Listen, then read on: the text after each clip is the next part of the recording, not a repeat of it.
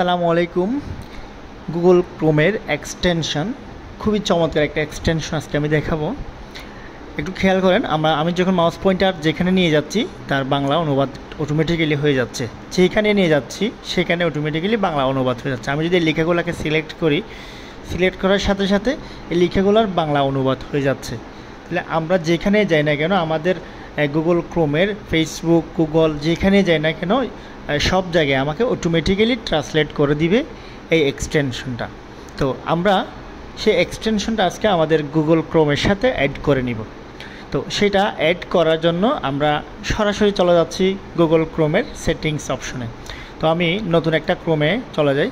এটা হচ্ছে আমার একটা নতুন ক্রোম। এখানে দেখা যাচ্ছে আমার এখানে এখন আমি সিলেক্ট করলাম, এখানে কোনো কিছুই দেখাচ্ছে না, এক্সটেনশনটা এখানে অ্যাড করা নেই। তো আমরা সেই এক্সটেনশনটা অন করার জন্য আমরা 3 ডট অপশনে যাব। সেখান থেকে আমরা চলে যাব সরাসরি এক্সটেনশনে। এক্সটেনশন অপশন থেকে আমরা যাব ম্যানেজ এক্সটেনশন অথবা ভিজিট গুগল ক্রোম এক্সটেনশন, এইখানে আমরা চলে যাব। এখানে যাওয়ার পর আমরা আমাদের প্রয়োজনীয় এক্সটেনশনগুলো এখানে লিখে সার্চ দিলে এখানে পেয়ে যাই। তো এই এক্সটেনশনটার নাম হচ্ছে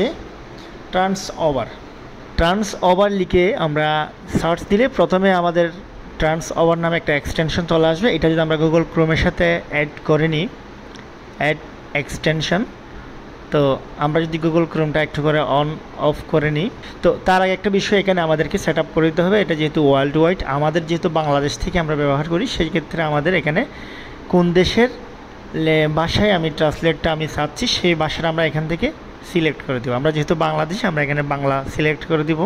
এখানে দেখা যাচ্ছে বেঙ্গলি, আমরা বেঙ্গলি সিলেক্ট করে দিলাম। দেন আমরা এখান থেকে সেভে ক্লিক করলাম। তো আমাদের এক্সটেনশনটা সেভ হয়ে গেল। এখন আমরা বের হয়ে যাই এখান থেকে। আবার প্রথম থেকে আমরা গুগল ক্রোমটা অন করে নিব। আমাদের এক্সটেনশনটা সেভ করার পর আমরা এখন আবার পুনরায় আমাদের গুগল ক্রোমটা কেটে দিয়ে আবার অন করব। অন করার পর আমরা একটু টেস্ট করে দেখব এখানে যে অটোমেটিক্যালি মাউস পয়েন্টার নিয়ে যাওয়ার সাথে সাথে আমাদেরকে বাংলা করে দিচ্ছে কিনা। এই যে অপশনগুলো অটোমেটিক্যালি আমরা সিলেক্ট করলেও দিবে, না করলে, যেমন আমি মেমোরিজ এখানে নিয়ে গেলাম, এই যে স্মৃতিশক্তি, আমাদেরকে প্রত্যেকটা ওয়ার্ডের মিনিং আমাদেরকে বলে দিচ্ছে। তাহলে আমাদেরকে এগুলাকে আলাদাভাবে গুগল ট্রান্সলেটরে নিয়ে যেতে হচ্ছে না, সরাসরি আমরা যেখানে মাউস পয়েন্টার নিয়ে যাব সেখানে ট্রান্সলেট করে দিবে আমাদেরকে।